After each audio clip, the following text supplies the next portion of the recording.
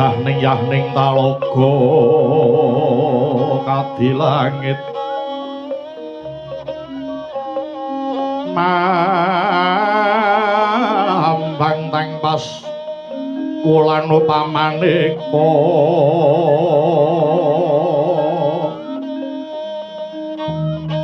wintang tulya kusmaya sumawur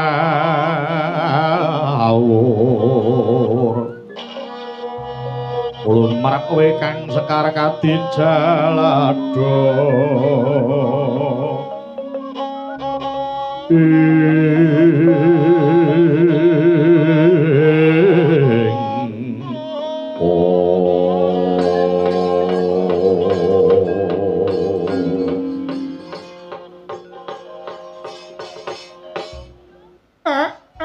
begegek ugek gemel-gemel sadulita lae nala garing kula wonten dawuh mau Petruk nggih kula wonten dawuh mau lan kowe Bagong nggih wonten dawuh Papi mulane kowe padha tak kanthi jagongan utawa bawa rasa iki jalaran ya mung aku kepengin ngetokke sing dadi unek-unek ing atiku bab perkara kahanan wektu dina iki Panakawan. Inggih, Ma, menika malah kula inggih rumaos wonten wedal kangge matur kalih Bapak. Kawontenan sak menika para kawula ingkang wonten tataran ngandhap menika tasih ingkang sami kathah kecingkrangan gesangipun. Tasih kathah ingkang kekirangan sandang tuwin tedha. Mila kula menika sok mireng pesambatipun para kawula walit nggih sakbarakane garing ngeten iki.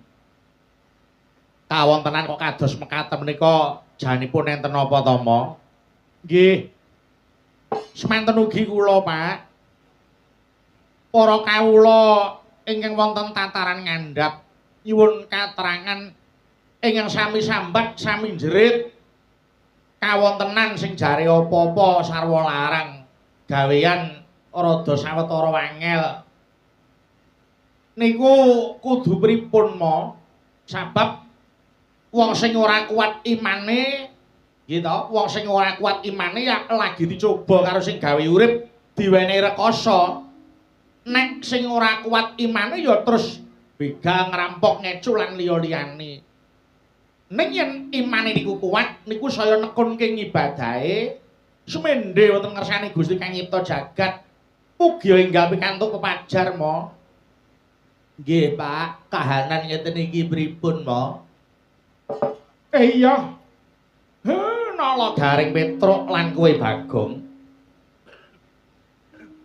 Aku mung meling karo kowe kuwi sak ora-orane dipilih minangka dadi pamong. Petruk kowe dipilih ya dadi pamong, Garing ya dadi pamong. Semono uga aku didapuk dadi lurah ana ing Karangkedempel. Aku mung meling karo kowe lan ngelingke karo anak-anakku kabeh. Pamong sing becik ora butuh diladeni kawula. Ning pamong sing becik ngladenana apa sing dadi kebutuhaning para kawula. Semono uga para kawula aja mung nuntut hake wae, ning kewajibane ya kudu ditindakake sing kanthi bener. Yen sing jenenge tembung kawula Gusti wis manunggal lahir batin, ing kono mbangun sawenehing papan ora bakal kangelan merga wiwit saka pamong nganti sing padha dimong kabeh padha sayek saeka kanthi njaga aruming papan sing kanggo urip. Kowe kudu eling Nala Garing Petruk apa dene Bagong. Wong kuwi aja ninggal marang wataking tata krama.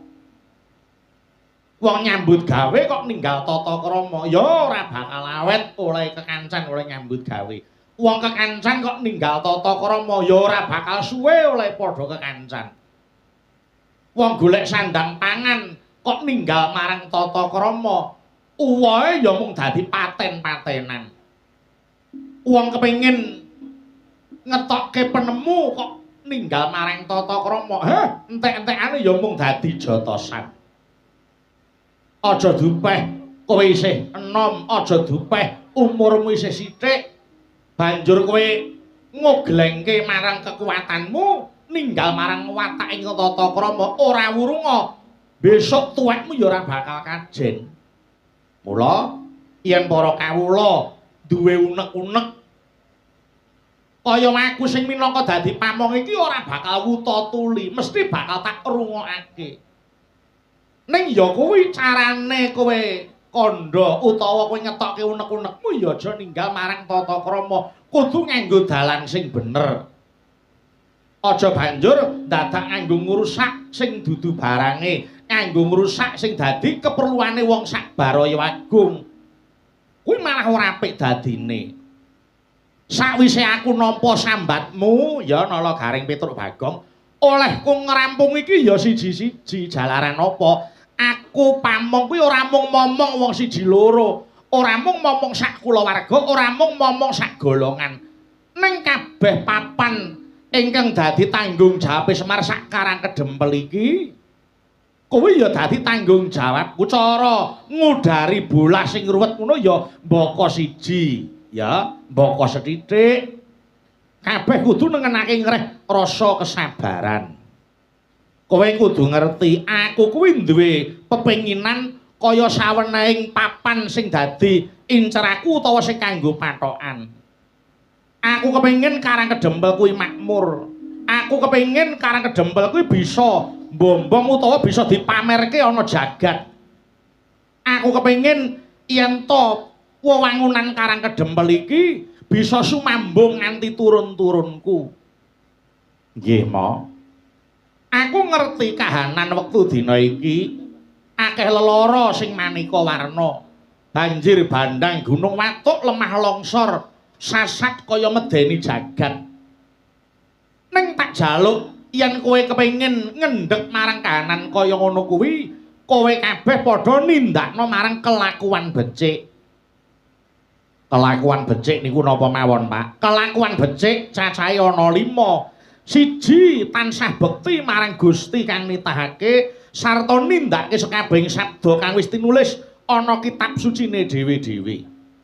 Kaping pindho, tresna asih marang sesama, adhedhasar adil lan bebener.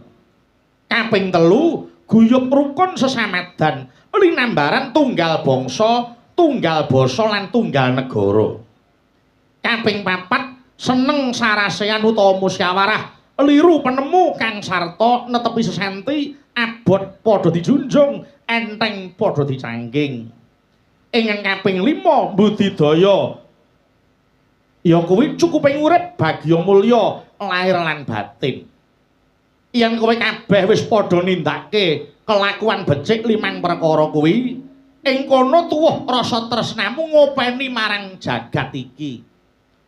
Nggonmu arep kepengin memayu hayuning bawana, kudu diwiwiti saka memayu hayuning priyangga, banjur memayu hayuning kulawarga, memayu hayuning sesama, banjur memayu hayuning bawana. Yen kowe arep ndandani jagat, dandanana dhisik awakmu dhewe kuwi kanthi kowe kudu mawas diri.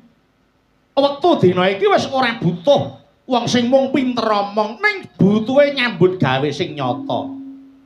Para kawula wis padha jeleh.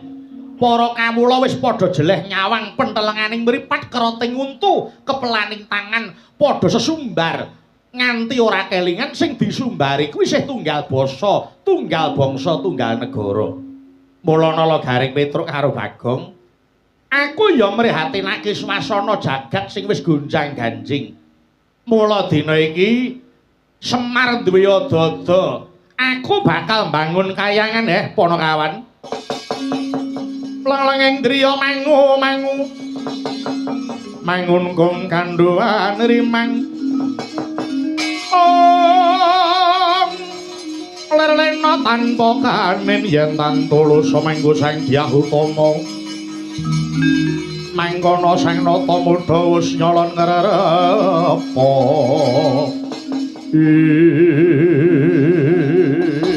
wah Rama Semar badhe bangun kayangan. Nggih.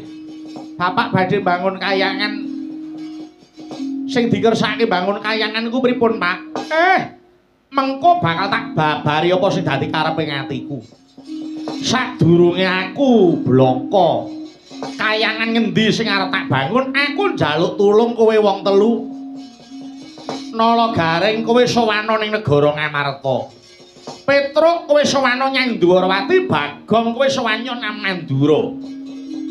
Sinuwun Prabu Puntadewa, sinuwun Prabu Kresna, sinuwun Prabu Baladewa.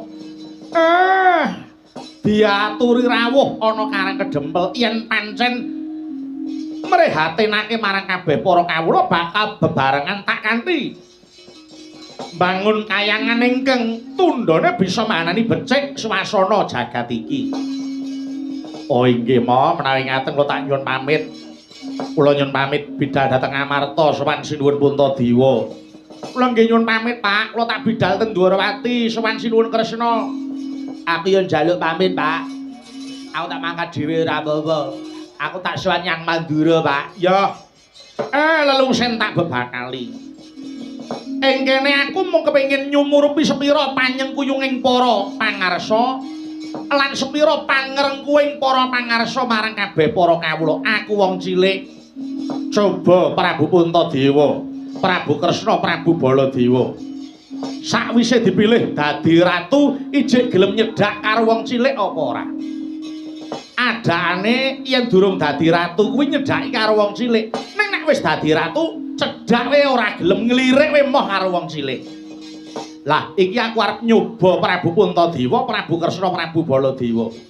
Yen pancen ratu Gustine awake dhewe kuwi sakwise lenggah minangka dadi Narendra ijik gelem cedhak karo wong cilik, wajib disengkuyung apa sing dadi penggaliane murih mulyaning kabeh bebrayan agung. Wajib didukung apa sing dadi dawuhing para Narendra kuwi. Nggih, Mo, kula nyuwun pamit ya.